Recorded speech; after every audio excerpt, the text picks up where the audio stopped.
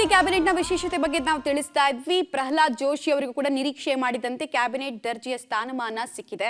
ಇನ್ನು ಪ್ರಹ್ಲಾದ್ ಜೋಶಿ ಅವರಿಗೂ ಕೂಡ ಜಾಕ್ಪಾಟ್ ಹೇಗೆ ಒಲಿದಿದೆ ಅನ್ನೋದರ ಡೀಟೇಲ್ಸ್ ನೋಡ್ತಾ ಇದ್ದೀವಿ. 5ನೇ ಬಾರಿಗೆ ಗೆದ್ದು ಬೀಗಿದಂತಹ ಪ್ರಹ್ಲಾದ್ ಜೋಶಿ ಅವರಿಗೆ ನಿರೀಕ್ಷೆ ಮಾಡಿದಂತೆ ಅವಕಾಶ.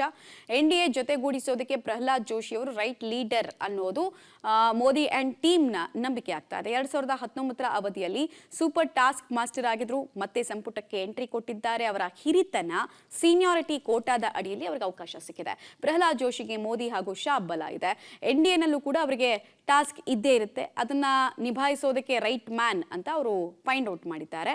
ಸೊ ಮೋದಿ 2.0 ಅವಧಿಯಲ್ಲಿ ಕೂಡ ಪ್ರಹ್ಲಾದ್ ಜೋಶಿಗೆ ಕೊಟ್ಟಂತಹ ಟಾಸ್ಕ್ ಸಕ್ಸಸ್ ಆಗಿತ್ತು. ಸಂಸದೀಯ ವ್ಯವಹಾರ, ಕಲ್ಲಿದ್ದಲು ಅಂತಹ ಕ್ಲಿಷ್ಟಕರ ಸವಾಲಿನ ಖಾತೆಗಳನ್ನು ನಿಭಾಯಿಸಿ ಅವರು ಖ್ಯಾತರಾಗಿದ್ರು. ಸಂಸದೀಯ ವ್ಯವಹಾರಗಳ ಸಚಿವರಾಗಿ ನಿರೀಕ್ಷೆಗೂ ಮೀರಿ ಕೆಲಸಗಳನ್ನ ಮಾಡಿದ್ರ ಮೂಲಕ ಗಮನ ಸೆಳೆಯೋ ಕೆಲಸ ಆಗಿತ್ತು.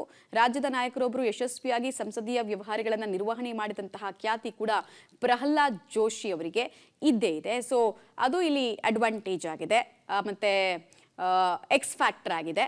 ದಿವಂಗತ ಅನಂತಕುಮಾರ್ ಬಳಿಕ ಯಶಸ್ವಿಯಾಗಿ ಸಂಸದೀಯ ವ್ಯವಹಾರಗಳ ಖಾತೆ ಸಿಕ್ಕಿತ್ತು. ನಾನು ನಿನ್ನೆ ಕೂಡ ಇದನ್ನು ಹೇಳ್ತಾ ಇದ್ದೆ. ಅನಂತಕುಮಾರ್ ಅವರ ಜಾಗದಲ್ಲೇ ಪ್ರಹ್ಲಾದ್ ಜೋಶಿ ಅವರನ್ನು ನೋಡೋ ಕೆಲಸವನ್ನು ಮಾಡ್ತಾ ಇದ್ದಾರೆ. ಆಮೇಲೆ ಒಂದು ಸಂಪರ್ಕ ಕೊಂಡಿ ರೀತಿ ಅವರು ರಾಜ್ಯ ಹಾಗೂ ದೆಹಲಿಯ ಬಿಜೆಪಿ ನಾಯಕರ ಮಧ್ಯೆ ಇದ್ದಾರೆ. ಹಿಂದಿ ಭಾಷೆಯ ಸಮಸ್ಯೆ ಇಲ್ಲದೆ ಎಲ್ಲಾ ಸಂಸದರ ಜೊತೆಗೂಡಿ ಕಾರ್ಯನಿರ್ವಹಣೆ, ಜೊತೆಗೆ ಯಾವುದೇ ಕೆಲಸಗಳಾದ್ರೂ ಕೂಡ ಇಲ್ಲಿ ರಾಜ್ಯದ ರೆಪ್ರೆಸೆಂಟೇಷನ್ ವಿಚಾರ ಇರ್ಬೋದು ಅಥವಾ ದೆಹಲಿ ವಿಚಾರಗಳಿರ್ಬೋದು, ಎಲ್ಲವನ್ನ ಸರಿಪಡಿಸ್ಕೊಂಡು ಹೋಗೋ ಕೆಲಸ.